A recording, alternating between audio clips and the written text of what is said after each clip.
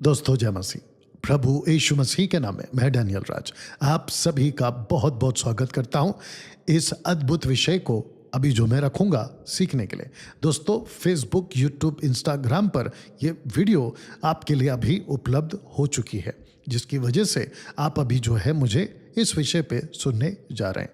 मैं चाहता हूं कि सब्सक्राइब करें, फॉलो करें और साथ ही साथ में दोस्तों मसीह मंथन बैठक खरी शिक्षा को जैसे तैसे आपको उचित लगता है ज़रूर सपोर्ट करें। ना दोस्तों, एक ज़बरदस्त टॉपिक के ऊपर आज मैं आप लोगों से बात करूंगा, क्योंकि पिछले हफ्ते आपके बीच में एमएमबी हिंदी ऑनलाइन चर्च मैंने नहीं किया। उसके पीछे की वजह यह है कि हमारा जो बाइबल कॉलेज का जो फार्म हाउस है वो बन रहा है, तो जिसके चलते मैंने सोचा आज मंडे है, आपके बीच में इस विषय को जो मैंने कोलाबा चर्च सिखा चुका हूँ वहाँ पर उसको अब आपके बीच में बकायदा अच्छी क्वालिटी के साथ, विजुअल्स के साथ और अच्छे क्वालिटी के माइक के साथ आपके बीच में मैं इस विषय को सिखाऊं।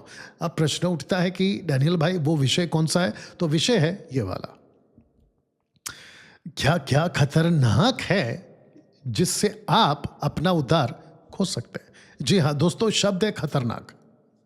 मैंने इसको आपके लिए लिया है ताकि मैं इसके ऊपर आपको समझा सकूं कि क्या चीज और क्या क्या वो बातें हैं जो आपके लिए खतरनाक साबित हो सकती है और जिसके चलते आप अपना उद्धार खो सकते हैं। तो टोटल 4 बातें हैं, जिसमें से यह है पहला, मूर्ति पूजा। दोस्तों परमेश्वर, जिसको हम जीवित परमेश्वर कहते हैं, उसने इजरायलियों को जब बाहर निकाला, क्योंकि जो आज हमको परमेश्वर मिला है इब्रानियों 13:8 के अनुसार परमेश्वर आज कल युगानुग एक सा है, वो कभी बदलता नहीं।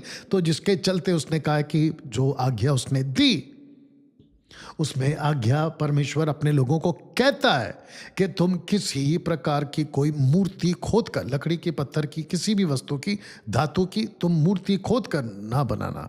तो लिखा है ना किसी की प्रतिमा, मनुष्य की, पक्षी की, जीव जंतु की और ना कोई प्राणी की। तो जिसके चलते आकाश, पृथ्वी और पृथ्वी के नीचे का जल, तो इसको कह सकते हैं पृथ्वी, पृथ्वी के ऊपर और पानी में किसी की प्रतिमा आपको नहीं बनानी है और उसकी आराधना आपको नहीं करनी है, जिसके चलते आप अपना अनंत काल का जीवन नाश की ओर बिता पाओगे या बिता जाओगे, या अपना जीवन का उद्धार जो है पाया है उसको आप खो जाओगे या खो दोगे।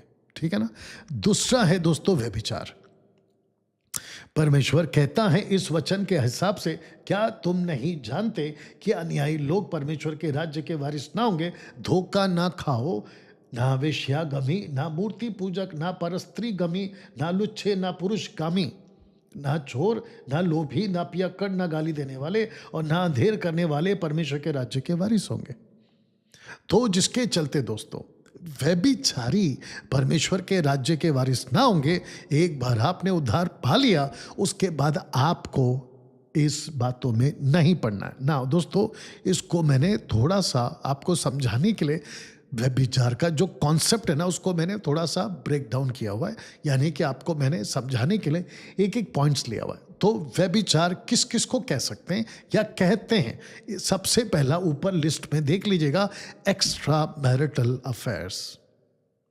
इसको कहते हैं हिंदी में, अगर मैं इसको समझाना चाहूं, विवाह के बाद, मसीह विवाह की बात कर रहा हूं, विवाह के बाद पुरुष या स्त्री जब किसी के साथ प्रभु की उपस्थिति में वाचा ले लेती है कि ये मेरा पति है, ये मेरी पत्नी है, उसके बाद उसको किसी पुरुष या स्त्री के साथ किसी प्रकार का शारीरिक संबंध नहीं रखना है, उसको कहते हैं एक्स्ट्रा मैरिटल अफेयर्स। और ये आता है व्यभिचार की श्रेणी में। दूसरा आता है लिविंग रिलेशनशिप। इसका मतलब शादी मत करो, समझौते पे आ जाओ लड़का लड़की और एक छत के नीचे रहो साल, 2 साल, 5 साल, 10 साल, उसके बाद आपको अगर शादी करनी है तो भविष्य में कर सकते, अन्यथा आप एक छत के नीचे टोटल जैसे पति पत्नी रहते हैं लिविंग रिलेशन में आप रह सकते हैं। इसको भी हम व्यभिचार के श्रेणी में लेकर आएंगे। ओके।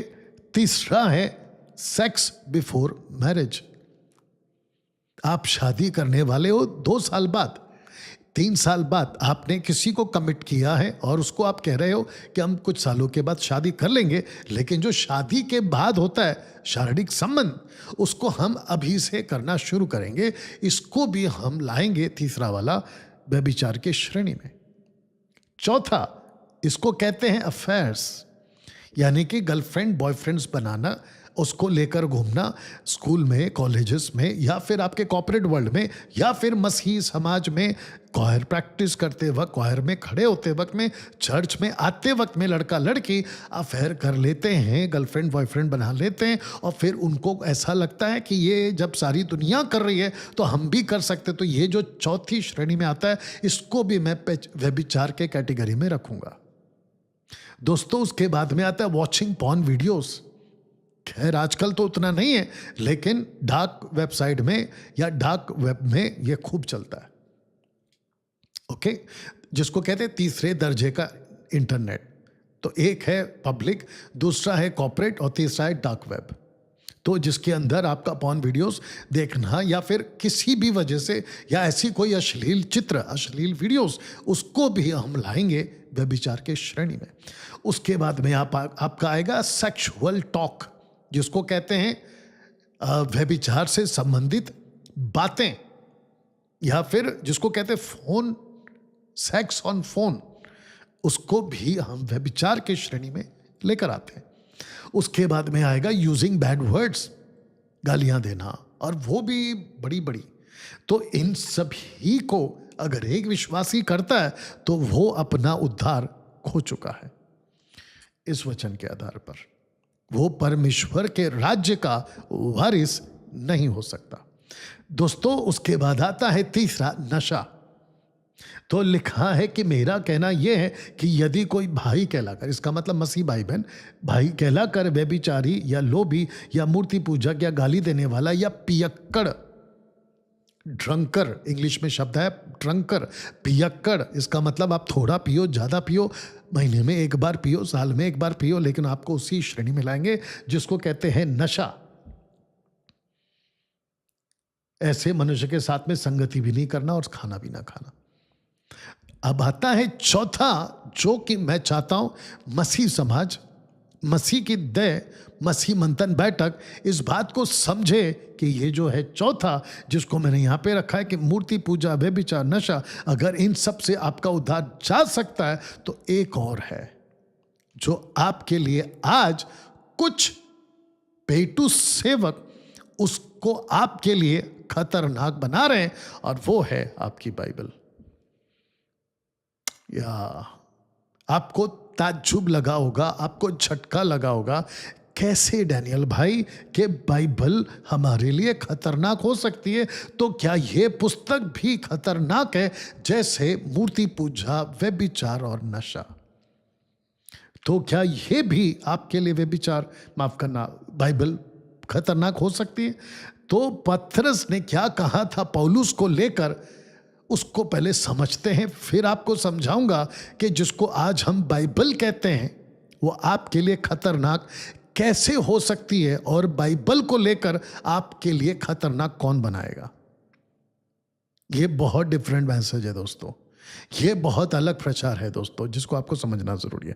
आइए पढ़ते। वैसे ही उसने अपनी सब पत्रियों में भी इन बातों की चर्चा की है, जिनमें कितनी बातें ऐसी हैं जिनका समझना कठिन है। अनपढ़ और चंचल लोग उनके अर्थों को भी पवित्र शास्त्र की और बातों की नाई खींच तान कर अपने ही नाश का कारण बनाते। किसको? पवित्र शास्त्र की बातों को खींच तान कर पवित्र शास्त्र उस व्यक्ति के लिए नाश का कारण बन जाता है।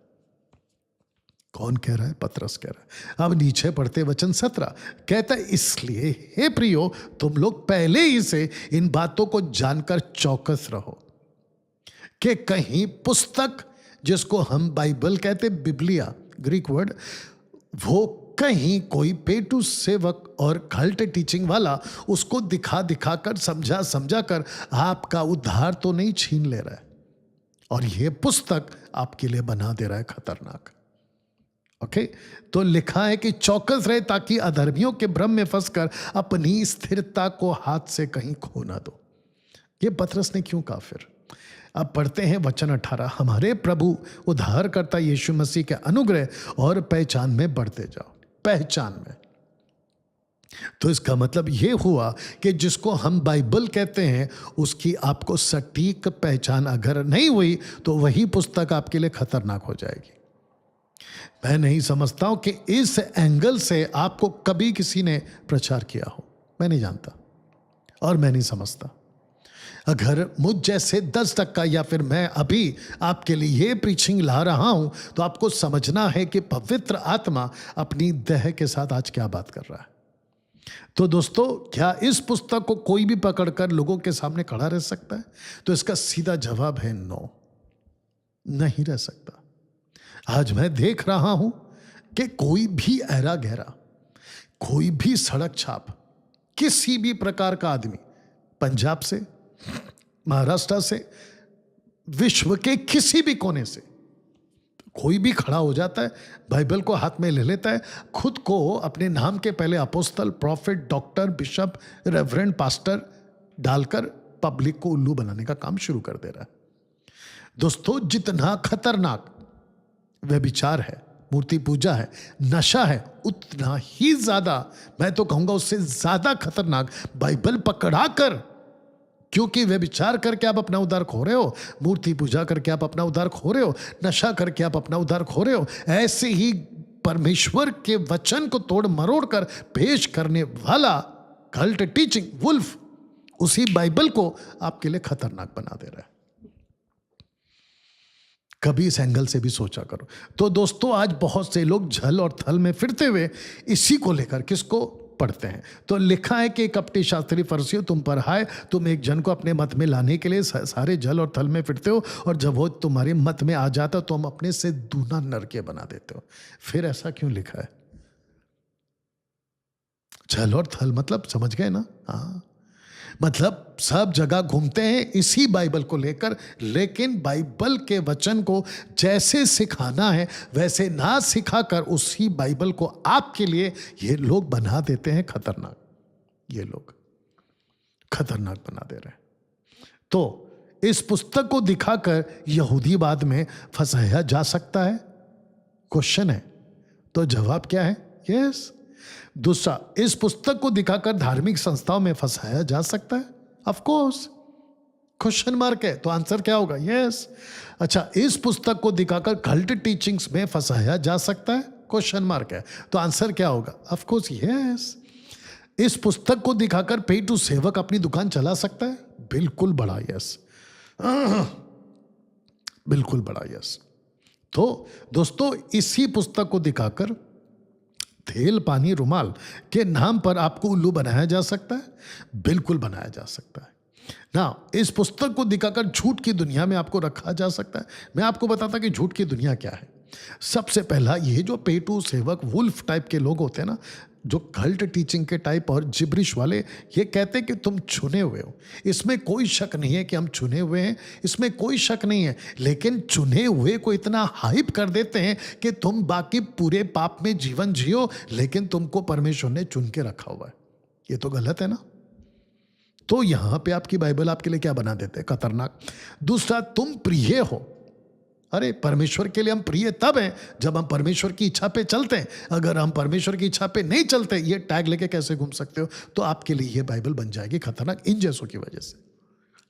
तीसरा, तुम उद्धार नहीं खोगे, चाहे कुछ भी हो जाए, परमेश्वर ने तुम पर सील कर दिया है, अब तुम अपना उद्धार नहीं खो सकते।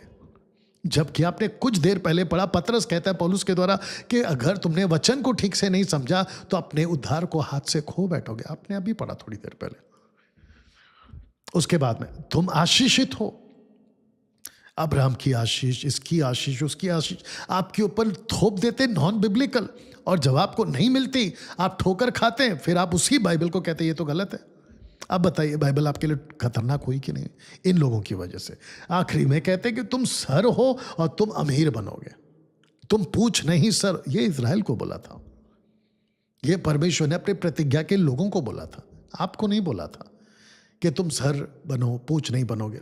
ना ना ना, कॉन्टेक्स्ट को पढ़ना है, कॉन्टेक्स्ट में चलना है। जब तक आप परमेश्वर की मर्जी के बगैर, जब तक वो परमेश्वर कुछ नहीं चाहता, आपके साथ कुछ नहीं होगा। आजकल बहुत लोगों को मैं देख रहा हूं, आपको अमीर बनाने के चक्कर में ये लोग प्रोफेसी करते हैं, मनचाहा पेट भर भर के झूठ प्रोफेसी करते हैं, झूठ। बताइए, अब प्रश्न उठता है दोस्तों कि परमेश्वर सबसे पहला लिखा है, God speaks, man of God interprets. परमेश्वर बात करता है और मैन ऑफ गॉड उसको इंटरप्रेट करता है। तो परमेश्वर बात करता है अपनी बाइबल में राइटली, वचन को ठीक से डिवाइड करने वाला परमेश्वर का जन होता है, जो लोगों को वो सिखाता है क्या सही है क्या गलत है और कैसे पढ़ना है कैसे नहीं पढ़ना। तो इस कॉन्सेप्ट के हिसाब से आपका जो लोकल पास्टर है, आपका लीडर है ना, वो ऐसे सिखाता है। आशा करता हूं कि दोस्तों आप समझ रहे हैं। तो सारा खेल इंटरप्रिटेशन का है। किसका है सारा खेल? इंटरप्रिटेशन का। ना चतुराई से चलते, ना परमेश्वर के वचन में मिलावट करते हैं। 2 कुरिन्थियों 4:2।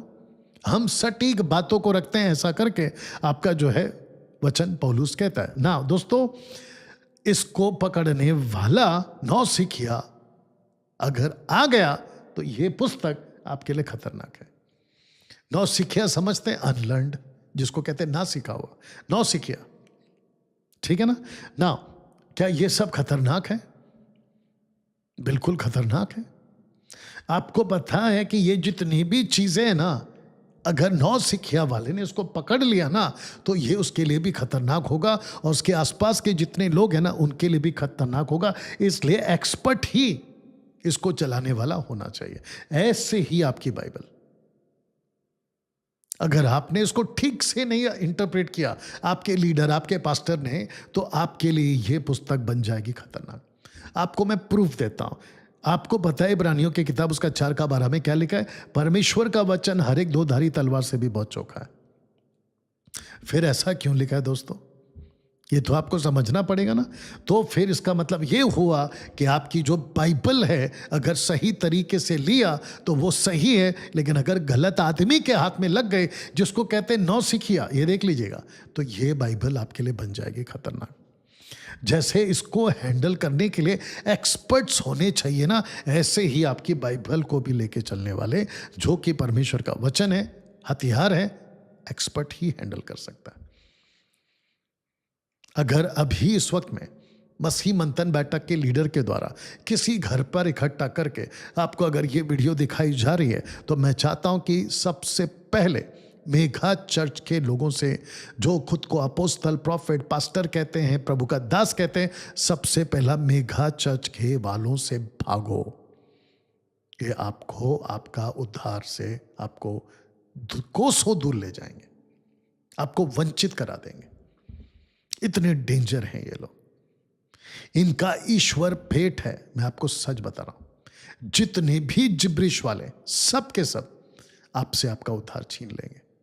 बी केयरफुल ना दोस्तों। इसको भी इस्तेमाल करने वाला एक्सपर्ट होना चाहिए। आपको मैं एक एग्जांपल देता हूं कि कैसे एक व्यक्ति को, जिसकी मैंने स्क्रीनशॉट आपके लिए लगाई है, जिसका नाम है सुनील मसीह, ये अन्य भाषा को कहता है कि डैनियल राज, अगर अन्य भाषा कोई बात कर रहा है, कौन सी? लूसीफर की, यानी कि शैतानी भाषा, उसको बोलने दो। आप कौन होते हो बोलने वाले?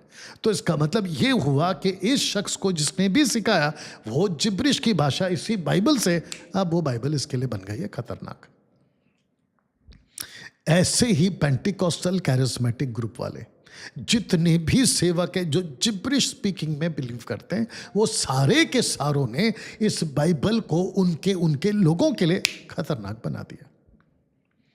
तब जाकर लिखा है कि सेवक जो नौसिखिया है, अन्य भाषा बुलवा रहा है और बाइबल को खतरनाक बना रहा है। दोस्तों, आशा करता हूं कि आप यहां तक बात को समझ गए। अब आपको एक मैं थॉट आपके पास में दे रहा हूं। लिखा है कि जितना उधार पाने की खुशी नहीं, उतना उधार खो देने का डर लगा रहता है 90% कल्ट सेवकों के द्वारा, या उतना ज्यादा डर लगा रहता है। उधार की शिक्षा इसी बाइबल से दी जाती है, बपतिस्मा की शिक्षा इसी बाइबल से दी जाती है, विश्वास की शिक्षा इसी बाइबल से दी जाती है। नौसिखियों ने इस पुस्तक को खतरनाक बना दिया, सब उल्टा सीधा सिखा के। पौलुस कहता है, माफ करना, पतरस कहता है कि जो वचन को प्रीच करता है वो ऐसे ही बोले जैसे वचन को बोलना चाहिए। लेकिन इन नौसिखियों ने टोटल बात को जो है बिगाड़ दिया ना। दोस्तों, आप कुछ देर से सुन रहे हैं, क्या परमेश्वर का वचन बाइबल खतरनाक हो सकता है? मैं आपको उसका एक और प्रूफ आपको देता हूं, गलत लोगों के वजह से फंसकर जो रह जाती है। यही सही भी है, यही गलत भी है। आपको बताता हूं कैसे। जहां के लिए सही लागू करो, जहां के लिए सही है तो लागू करो, और जहां के लिए गलत है लागू करो। एग्जाम्पल, पीतल का सांप एक वक्त के लिए सही भी था, और पीतल का सांप अगले ही पल के लिए गलत हो गया, क्योंकि पीतल के सांप को लोगों ने ईश्वर बनाकर मूर्ति पूजा करना शुरू किया। दूसरा राजा की किताब 18 अध्याय वचन 4, अगर मैं गलत नहीं हूं, ठीक है ना। उसके बाद में मूसा की लाठी, जब तक आदेश को लेकर चला सही वाला, तब तक लाठी सही थी, लेकिन जैसे ही गलत तरीके से मार दिया, वही लाठी उसके लिए प्रतिज्ञा का देश छीन लिया, उसी लाठी ने। तीसरा, शब्बात के लिए इकट्ठा किया हुआ मन्ना। आपको पता है, संडे टू फ्राइडे, बहुत ध्यान से सुनो, संडे टू फ्राइडे आपका मन्ना, उस पे कीड़ा नहीं लगेगा। सैटरडे को आपको मन्ना इकट्ठा नहीं करना है, क्योंकि फ्राइडे को ज़्यादा गिरता था, उनको इकट्ठा करना होता था संडे सैटरडे तक वो खा सकें। लेकिन जब इनको पता चला इजरायलियों को कि एक दिन का इकट्ठा किया हुआ भी फ्रेश रह सकता है, अगले दिन खा सकते हैं, तो इन्होंने कहा कि क्यों ना बाकी दिन भी हम यही प्रथा लागू करें कि एक्स्ट्रा जमा कर लें, ताकि दूसरे दिन हमको जमा करने के लिए जाना ना पड़े। ताज्जुब की बात यह है कि शुक्रवार को इकट्ठा किया हुआ जो सैटरडे को खाते थे, उसमें कीड़ा नहीं लगता था, लेकिन सैटरडे के अलावा जो बाकी दिन इकट्ठा करते थे, उस पर कीड़ा लग जाता था। आप समझदार हैं। ऐसे ही सही भी था आर्क ऑफ कवनेंट, और सही जो था वो बाद में गलत भी हो गया। कैसे? जब बैल के ऊपर जब ठोकर खाकर कुछ लोगों ने उसको टेका दिया, तो वो वहीं मर गए। साथ ही साथ नादाब और अबीहू, जो आग सही था तो उनकी जान नहीं गई, लेकिन जब गलत तरीके से आग दिया तो वहीं पे वो मर भी गए, उसी आग ने मार भी दिया। बताइए। तो इसीलिए कह रहा हूं, जो सही है तो सही लागू करो, वही चीज अगर सही तरीके से लागू नहीं किया, वो आपके लिए गलत साबित हो जाएगा। तब जाकर ये कॉन्सेप्ट आपको समझना होगा, whole Bible is to you but not for you. जिसका हिंदी शब्द है पूरी बाइबल तुम्हारे लिए, लेकिन तुम्हारे वास्ते नहीं है। इसको कहते हैं कि जो बाइबल में बातें हैं, जितनी तुम्हारी उतना लीजिए। अगर आपने गलत तरीके से ले लिया, वही बाइबल आपके लिए खतरनाक साबित हो जाएगी। खरी शिक्षाओं का चेहरा नहीं होता, बल्कि खरी शिक्षाओं की आवाज होती है, और वो भी यूनिवर्सल होती है। मैं चाहता हूं कि मसीह मंथन बैठक का एक एक पुरुष, स्त्री, लड़का, लड़की खरी शिक्षा की आवाज बनकर मसीह की तह में मजबूती करता हुआ, कलीसिया को मजबूत करता हुआ कार्य करने पाए ना। दोस्तों, कहाँ है आपकी तैयार किया हुआ मुकुट? क्योंकि पौल कहता है कि जब रैप्चर होगा तो जो व्यक्ति प्रभु के राज्य में उठाया जाएगा, वो व्यक्ति आपकी बढ़ाई का कारण बनेगा प्रभु की नज़र में, और वो व्यक्ति जिसको आपने उद्धार कराया, जिसको जीता है, वो आपके लिए मुकुट बनेगा। देख लीजिएगा। तो रैप्चर में आप इस पृथ्वी से कुछ नहीं ले जा सकते, ना सोना, ना चांदी, ना प्रॉपर्टी, लेकिन जिन आत्माओं को आपने जीता है, जिनको आपने छेला बनाया, उनको ले जाओगे, और वो आपका मुकुट है। तब जाकर मैंने लिखा है कि कहाँ है आपकी झुंड, जिनको आप तैयार कर रहे हो। नहीं तो काफ़ी लोग बाहर हैं जो आपको इसी बाइबल को गलत साबित करके आपसे आपका उद्धार अलग करवा दे रहे हैं। दोस्तों, आशा करता हूं कि आप अभी यहां तक बात को समझ गए। तब लिखा है कि जागरूक रहे, और उन वस्तुओं को जो बाकी रह गई हैं, जो मिटने को थी, उन्हें दृढ़ कर, क्योंकि मैंने तेरे किसी काम को परमेश्वर के निकट पूरा नहीं पाया। इसका मतलब क्या है? इसका मतलब यह हुआ कि आपको अपना काम कंप्लीट करना है। जानते हो व्यक्ति कब काम कंप्लीट कौन नहीं करता?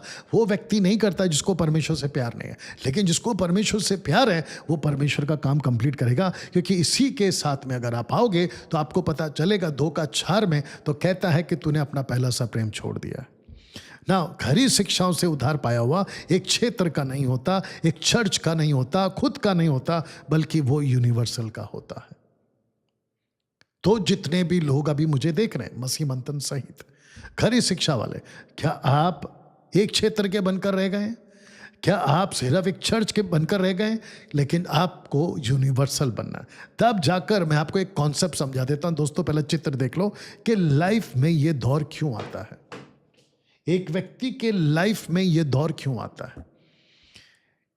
लड़का जब जवान होता है वही लड़के के बाल सफेद, उसकी चेहरे जिसपे जो रिंकल्स जिसको कहते हैं, और उसकी जो टोटल पर्सनैलिटी है वो इस अवस्था में क्यों चली जाती है। तो लिखा है कि लाइफ में ये दौर क्यों आता है। अब आपको इसके पीछे की सबसे बड़ी वजह बताता हूं कि ये लाइफ में ये दौर क्यों आता है। दोस्तों अब जब हम अभी मैं वीडियो बना रहा हूं तो ये मार्च अप्रैल मई जून का जबरदस्त गर्मी का महीना में, और गर्मी के महीने में आप फ्रूट्स में से एक फ्रूट्स बहुत खरीदते हैं और वो है वाटरमेलन फ्रूट यानी कि कलिंगड़। अब सबसे इंपॉर्टेंट पार्ट ये है कि जब आप दुकान में जाते हो तो कलिंगड़ लाल निकले, मीठा निकले, उसकी पहचान अगर जिसको नहीं है तो वो व्यक्ति गलत ले आएगा। जैसे आप स्क्रीन पे देख रहे हैं नीचे वाला, जानते हो कलिंगड़ को, वाटरमेलन को आप जब खरीदते हैं ना तो आपको सबसे पहला उसका येलो पार्ट, एक तरफ का पार्ट येलो हो जाना चाहिए और दूसरा उसका जो रूट है, डंडी जिसको कहते हैं, वो टोटल सूख जाना चाहिए। लेकिन अगर वो हरा है इसका मतलब ये है कि वो नीचे वाला अभी भी कच्चा है। ऐसे ही दोस्तों परमेश्वर हमको ये रूप देता है जिसको कहते हैं कि एक मजा हुआ शिक्षित, जिसको कहते हैं कि परमेश्वर की बातों को जानकर उस व्यक्ति को परमेश्वर यूज करता है, इस्तेमाल करता है और प्रभु के राज्य में बाइबल पकड़ाकर खड़ा करता है ताकि वो सिखाए। उसका एक और उदाहरण आपको देता हूं कि प्रभु यीशु प्राचीन है और परमेश्वर पिता भी प्राचीन है। लीजिए दानियल उसका 7:13 कहता है कि मैं रात में स्वप्न में देखा कि देखो मनुष्य के संतान सा कोई आकाश के बादलों समेत आ रहा है, वह उस अति प्राचीन के पास यानी पिता परमेश्वर के पास में। तो परमेश्वर का जो पुत्र है सन का वस्त्र यानी कि इंग्लिश में फाइन लेनन, सफेद खादी का कपड़ा, और लिखा है कि एक पुरुष को खड़ा देखा सफेद कपड़ा में। ऐसे ही दृश्य यूहन्ना ने देखा। किसको? यीशु को।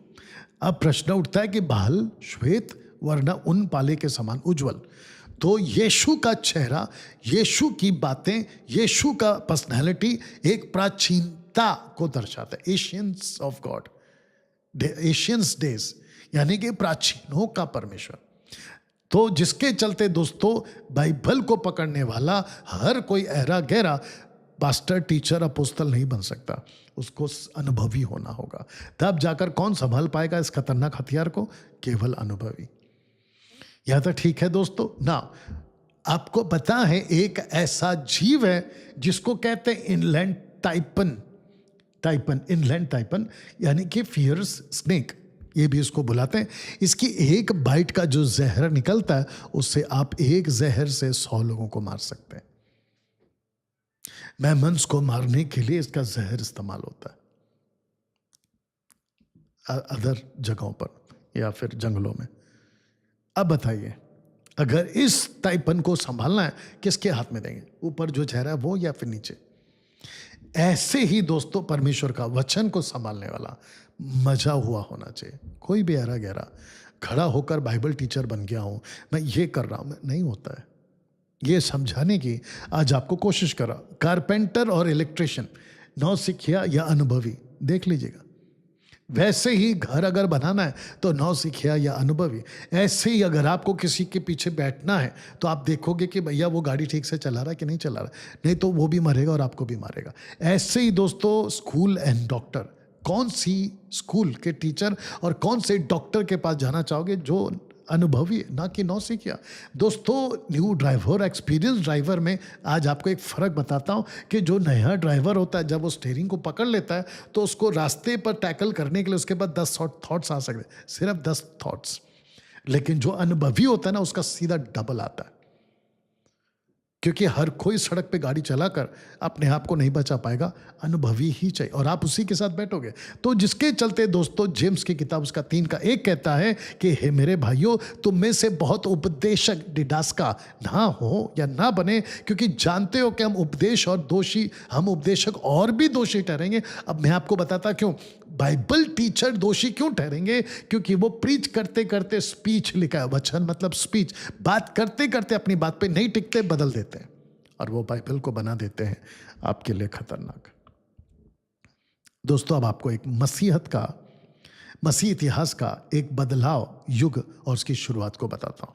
अगर आपको पता होगा कॉन्स्टेंटाइन द ग्रेट, जिसने लीगलाइज किया था क्रिश्चियनिटी को इन 313 एडी में, 313 में। ये वो दौर था दोस्तों जब कलीसिया मसीहत प्रभु यीशु के द्वारा बीज बोई गई, पौलुस पतरस के द्वारा बीज बोई गई। ऐसी मसीहत दोस्तों उस वक्त में जबरदस्त तरीके से सताव में, पीड़ा में, तड़प में एक ऐसी अवस्था से गुजर रही थी, कम से कम 300 साल तक। 300 साल मतलब 3 पीढ़ी। उसके बाद ये शख्स आता है और क्रिश्चियनिटी को लीगलाइज कर देता है। उसके बाद में कॉन्स्टेंटाइन द ग्रेट एक बैठक करवाता है 325 एडी में, और उसको कहते हैं काउंसिल ऑफ नाइसिया। कम से कम 318 बिशप्स, हालांकि इसने सबको बुलाया था तो उनमें से कई बिशप्स नहीं आए, तो उनकी बैठक बैठी थी 325 एडी में। दोस्तों मसीह इतिहास का ये वो दिन था जहां पर बहुत सी बातों का, जिसको कहते हैं क्रीड बना था, जिसको कहते हैं नाइसीन क्रीड। ये देख लीजिएगा, ये सब कुछ आपके लिए रखा है। What we believe, father, the son, Jesus, Holy Spirit and one church, मतलब कैथोलिक चर्च आज के हिसाब से, ठीक है ना। हालांकि कैथोलिक चर्च बाद में 2 हो गया, यानी कि ऑर्थोडॉक्स और कैथोलिक मैं भी रखूंगा, ये एक युग है। उसके बाद वापस एक बैठी जिसको कहते हैं सेकंड काउंसिल ऑफ नाइसिया। इसको कहते हैं 787 एडी में। इनका इशू था कि जो सिंबल्स हैं, बाइबल हो गया, क्रॉस हो गया, रोजरी हो गई, संतों की फोटो हो गई, उसको लेकर जिसको कहते हैं होली इमेजेस, यानी कि पवित्र चिन्ह क्या क्या ले सकते हैं, उसके चलते एक और बैठक बैठी। और उस वक्त के लोग जो बिशप्स थे उन लोगों ने तय किया, और उनमें से कई लोग नहीं पहुंचे और उन्होंने इस बात को स्वीकार नहीं किया।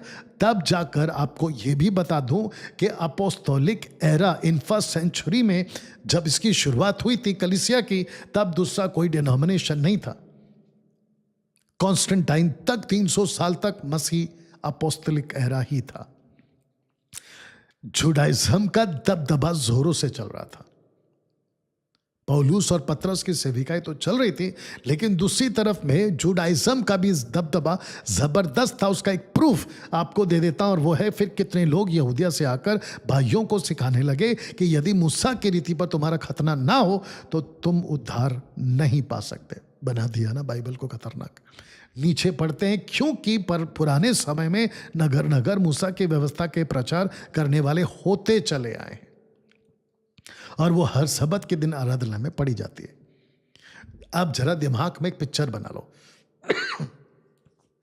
आपको पिक्चर ये बनानी है कि एक तरफ चल रहा है मैसियानिक जूइश और दूसरी चल रहा है द ओल्ड ट्रेडिशनल जूइश, यानी कि मूसा द्वारा। इसके हिसाब से तब जाकर मैंने ये आपको बोला है कि जुडाइज्म का जो टीचिंग था वो जबरदस्त दबदबा उनका बना हुआ था ना। दोस्तों 6th सेंचुरी तक आपका इस्लाम नहीं था, क्योंकि 610 में गैब्रियल मोहम्मद के पास आता है इनके हिसाब से, और उनको कहता है कि तुम अब जो है एक नया ग्रुप चलाओगे, इस्लाम। तो पौलुस कहता है कि यदि हम या स्वर्ग से कोई दूत भी उस सुसमाचार को छोड़ जो हमने तुमको सुना है, कोई और सुसमाचार सुना है तो श्रापित है। इसका मतलब ये हुआ कि जो फाउंडेशन पौलुस ने डाला था उसके अलावा दूसरा कोई फाउंडेशन डाल नहीं सकता, 1 कुरिन्थी 4 अध्याय। लेकिन ये फाउंडेशन गिरा था 610 में, और यहां से ग्रुप स्टार्ट हुआ जिसको कहते हैं इस्लाम, जिसको कहते हैं आज की तारीख में the second largest religion of the world. दोस्तों कैसे फैला इस्लाम पूरी दुनिया में? इस एक वचन के द्वारा। आज जिस विषय पे मैं बात कर रहा हूं, कि बाइबल आपके लिए खतरनाक हो चुकी है कुछ गलत लोगों के द्वारा। ऐसे ही डिटरनॉमी 18:18 यानी कि व्यवस्था विवरण 18:18, आइए इसको पढ़ते हैं। तो लिखा है, सो मैंने उनके लिए एक नबियों सो मैं उनके लिए उनके भाइयों के बीच में से तेरे समान, मूसा के समान एक नबी को उत्पन्न करूंगा और वो अपना वचन उसके मुंह में डालूंगा। जिस जिस बात की मैं उसे आज्ञा दूंगा वह उनको क्या सुनाएगा। तो 613 में, माफ करना 610 में इनके हिसाब से गैब्रियल आता है और मोहम्मद को वो बातें बताता है और पूरा इस्लाम इस एक वचन से कि ये वही प्रॉफिट है जिसकी बात मूसा ने की। जबकि स्टीफन इसको कह चुका है कि ये प्रॉफिट मोहम्मद नहीं है, ये प्रॉफिट जीसस क्राइस्ट है। ये वही मूसा है जिसने इजरायलियों से कहा कि परमेश्वर तुम्हारे भाइयों में से तुम्हारे लिए मुझसा एक भविष्यवक्ता उठाएगा। तुम्हारे भाइयों में से मुझसा, तुम्हारे भाइयों में से मुझसा, तो भाइयों में से मतलब जूइश में से, मुझसा मतलब जूइश, इजराइलाइट्स और इजराइल। अब बताइए, क्या मोहम्मद इजरायली है? बिल्कुल नहीं। क्या मोहम्मद की जेनोलॉजी इजराइल से आती है? बिल्कुल नहीं। जूइश से आती है? बिल्कुल नहीं। ये लागू हो गया। तो कहता है क्योंकि हमने उसे ये कहते सुना है कि यही यीशु नासरी इस जगह को ढा देगा, उन रीतों को बदल डालेगा। तो स्टीफन यीशु को टारगेट कर रहा था कि ये वही प्रॉफिट है। नीचे ये वही है जिसने जंगल में कलीसिया के बीच में, यानी कि मूसा के द्वारा, ये वही है, यही और वही। तो दोस्तों, जिसके चलते डिटरनॉमी 18:18 में ये दरार आ गई। Jesus Christ group and Muhammad group. Jesus Christ का जो ग्रुप है वो क्रिश्चियनिटी में चला गया, मोहम्मद का जो ग्रुप है वो इस्लाम में चला गया। अब मैं आपको बताता हूं कि इस्लाम जब नहीं था 606वीं सदी के पहले, तो वो था साइबियन धर्म, सबाइन, माफ करना, सबाइन धर्म, सबाइन धर्म। अब ये सबाइन धर्म क्या, मैं आपको बताता हूं, इसका उल्लेख बाइबल में। इस्लाम से पहले के समय में दक्षिण अरब के लोगों में ये धर्म प्रचलित था, मुस्लिम बनने से पहले। अब इसकी जो वंशावली है सबाइन की, वो कहाँ से आए? नू का दूसरा बेटा हम का बेटा कुश का बेटा सबा। ये देखो आ गया। साथ ही साथ में आइजाया 43 का 3 पढ़ लेना आप लोग, 45 का 14 पढ़ लेना आप लोग, और भजन संहिता 72 का 10 पढ़ लेना आप लोग, तो आपको पता चल जाएगा। उसके बाद जब मोहम्मद और उसकी जो बातें डिटरनॉमी 18:18 के हिसाब से, तब जाकर पूरी दुनिया में एक ब्रेन वॉश किया गया।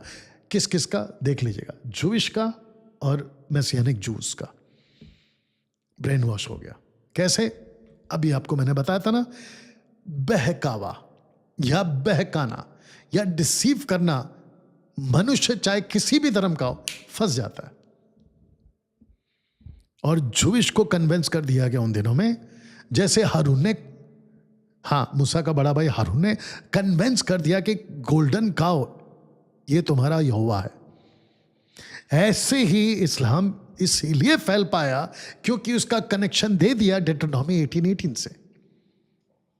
जिस मसीहा का, यानी कि जिस नबी का तुम वेट कर रहे थे, वो 6वीं सदी में मोहम्मद है, और लोगों ने एक्सेप्ट कर लिया।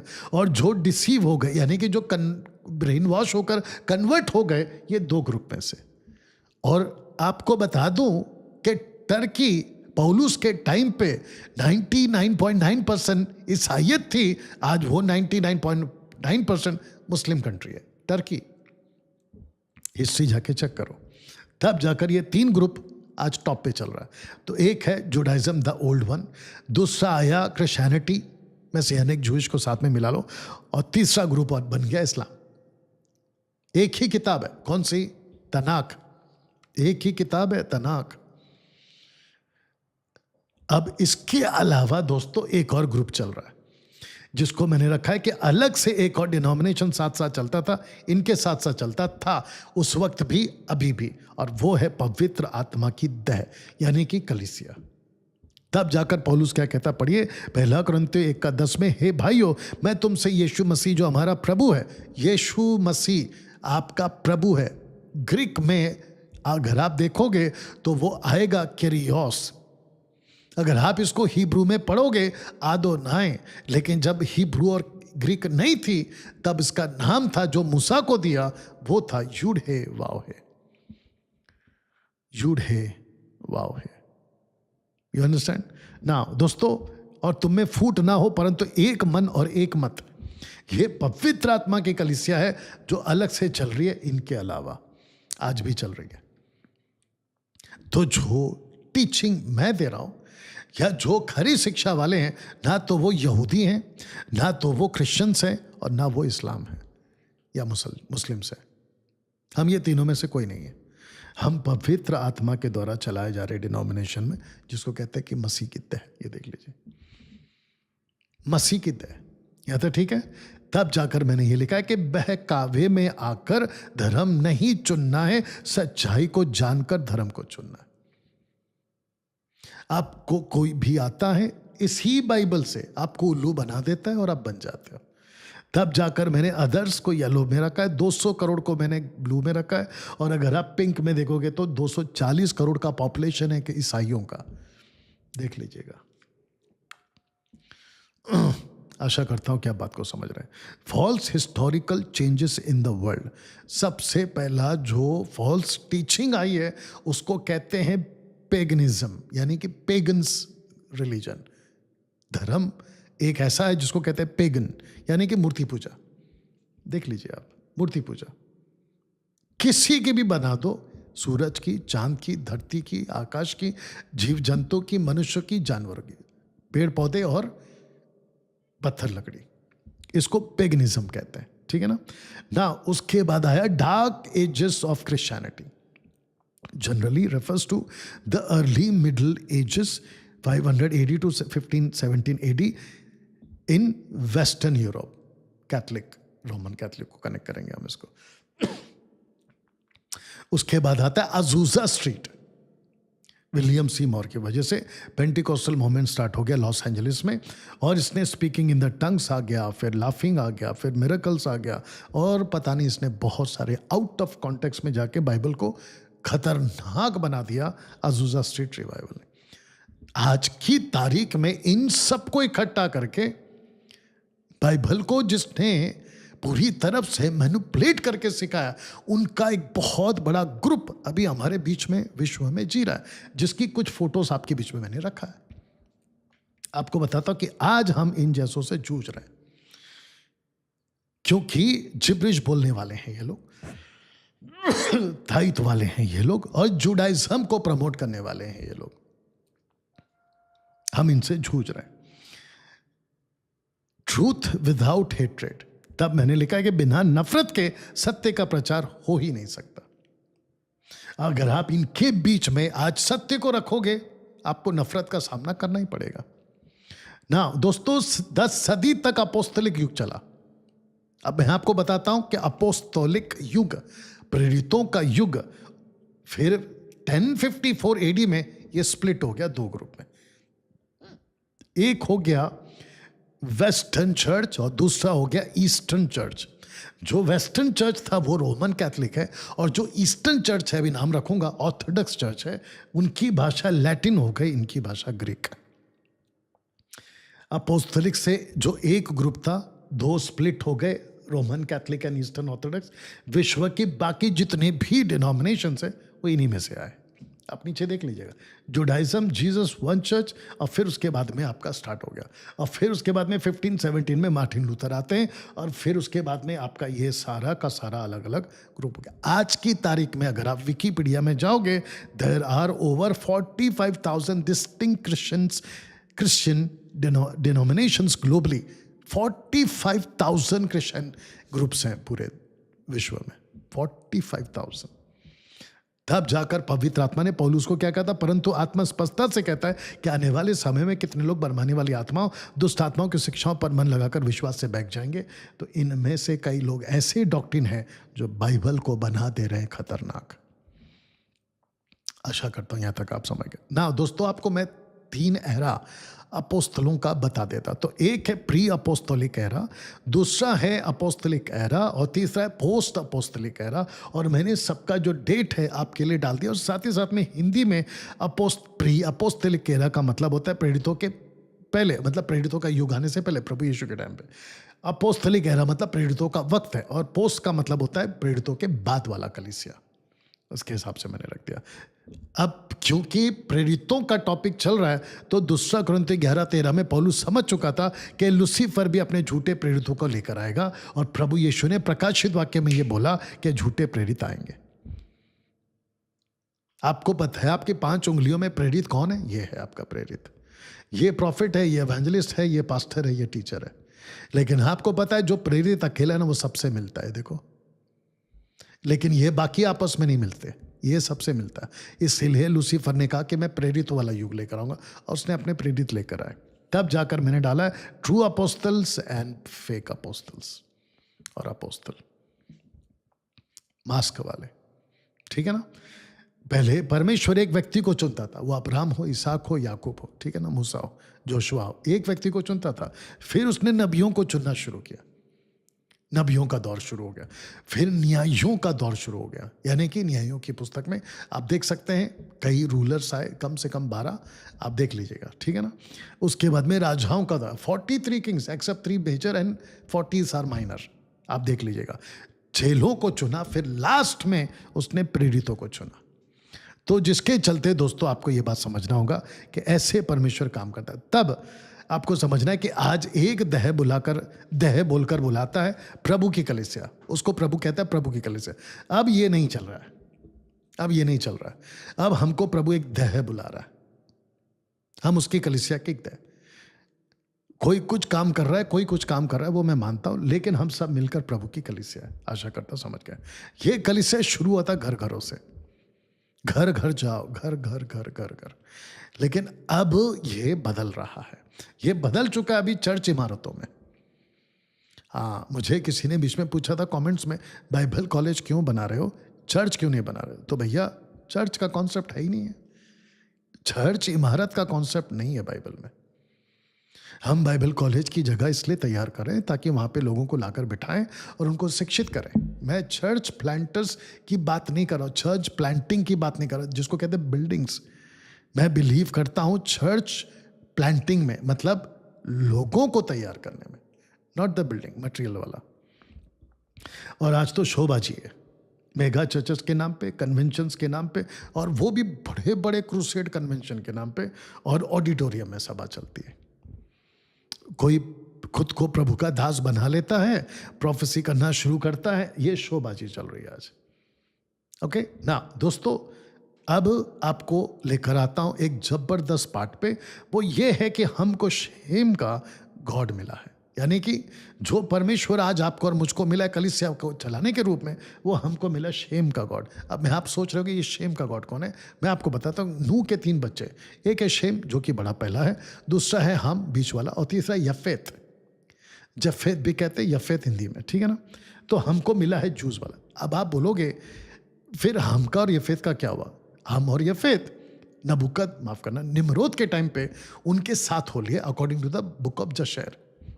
ये आपको उत्पत्ति की पुस्तक में मूसा के द्वारा नहीं मिलेगा पढ़ने को, जशेर के हिसाब से आपको मिलेगा, ठीक है ना। लेकिन जो शेम है ना, उसकी वंशावली और उसकी जियोनोलॉजी आपके बीच में मैं रखूंगा। तो पृथ्वी बट गई थी 10th चैप्टर में, भाषाओं का नीचे उतरना हुआ चैप्टर 11 में। तो पृथ्वी पहले बटी है, बाद में भाषा से लोग डिफरेंट हुए। ये आपके लिए नया होगा। आप ऊपर देख सकते हैं शेम की लाइन, ये देख लीजिए शेम की लाइन, ठीक है ना। अगर आप इस तरफ देखोगे तो परमेश्वर ने जो विश्व को बांटा है ना, वो 3 क्षेत्र में बांटा है। इसको कहते हैं 3 डिफरेंट कॉन्टिनेंट्स में बांटा हुआ है। मसीह इतिहास, बाइबल इतिहास, परमेश्वर का इतिहास 3 कॉन्टिनेंट्स में ही फैला हुआ है। आप ऊपर देख सकते हैं, अफ्रीका है, यूरोप है और एशिया है। और ये उसका पूरा लिस्ट भी आपको दे दिया, जूम आउट करके आप लोग देख लेना। उसके बाद परमेश्वर ने क्या किया पता? अब्राहम से चुना, इसहाक के पास पहुंचा, इसहाक को चुना, जेकब के पास पहुंचा, जेकब के 12 बच्चों के पास भी आया। तब जाकर आपको एक कॉन्सेप्ट समझा देता हूं, गॉड ऑफ 3 जिसको कहते हैं अब्राहम, इसहाक एंड जेकब। मूसा को क्या कहा? तेरा परमेश्वर कौन सा? अब्राहम का, इसहाक का, याकूब। उसके बाद आता है गॉड ऑफ वन नेशन, यानी कि इजराइलाइट्स और इजराइल, बिफोर पार्टीशन, मतलब विभाजन होने से पहले। अब तीसरा आता है गॉड ऑफ कवनेंट, वाचा का परमेश्वर। किसके साथ बांधा? दाऊद के साथ। इसको कहते हैं डेविडिक कवनेंट। अब आता है now God of one body. अब परमेश्वर 3 का नहीं है, वन नेशन का नहीं है, वन कवनेंट का नहीं है, अब वो गॉड है वन बॉडी का, और जिसको कहते हैं कलीसिया। क्या तुम नहीं जानते कि तुम परमेश्वर की देह हो? तुम्हारी देह पवित्र आत्मा का मंदिर है जो तुम्हें बसा हुआ है। तुम परमेश्वर की ओर से मिला है, तुम अपने नहीं हो, क्योंकि दाम देकर मोल लिए गए, इसलिए कि अपनी देह के द्वारा। You understand?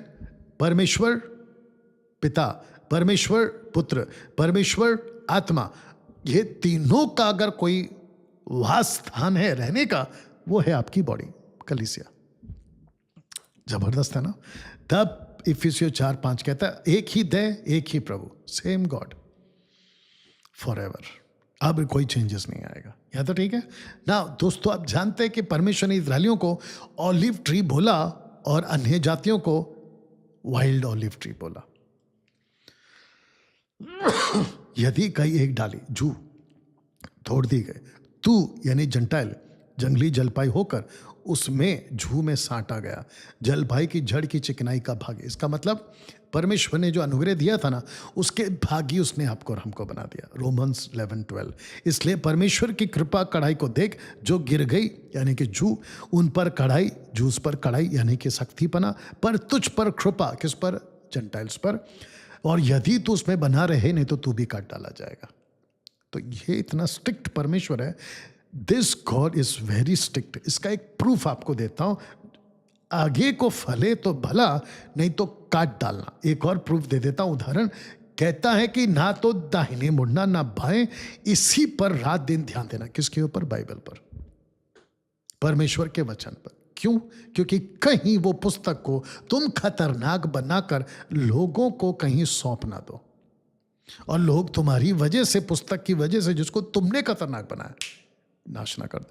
तब जाकर ये कॉन्सेप्ट को रखा कि you don't need more time, you need more focus. आपको अधिक समय के नहीं, आपको अधिक ध्यान केंद्र करने की जरूरत है। तो दोस्तों अब बोलिए, क्या ये पुस्तक खतरनाक हुई या नहीं? मैं इसी पोस्टर के साथ आज की बात, आज का जो विषय है, उसको समाप्त करता हूं। दोस्तों आशा करता हूं कि लगभग 1 घंटे के आसपास में आपने जो है मेरी बातों को समझा है। मैंने आपके बीच में जो रखा है, सबसे पहले परमेश्वर के बाइबल को समझो। जब तक नहीं समझोगे, किसी को समझा नहीं पाओगे। और अगर गलत तरीके से आपने लोगों को समझाना शुरू किया, इसी बाइबल को तुम उसके लिए खतरनाक बना दोगे। चलिए दोस्तों, ये वीडियो यहां समाप्त करता हूं। खूब शेयर करिए और लोगों तक पहुंचाइए। प्रभु आपको आशीष दे। God bless.